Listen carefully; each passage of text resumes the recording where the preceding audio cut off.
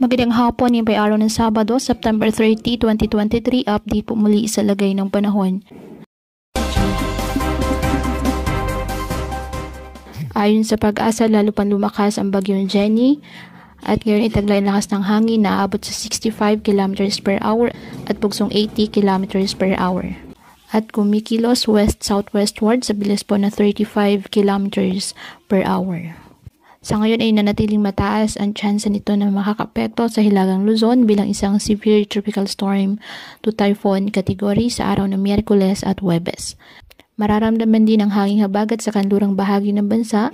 Sa ngayong araw, lalo na po sa Mindanao at pagsapit naman sa Lunes ay mararamdaman din ito sa kanlurang bahagi ng Visayas at Mindanao, na inaasahang magdadala po ng minsang malalakas na pag-ulan. Ayon sa Pag-asa, hindi po inalis ang posibilidad na maglandfall o lalapit ito sa may extreme northern Luzon or northeastern mainland Cagayan. Ngayong araw, ang Quezon, Bicol Region at Eastern Visayas asahan na maulap na kalangitan na may kalat-kalat na pag-ulan at thunderstorms dahil po sa trough ng bagyong si Jenny.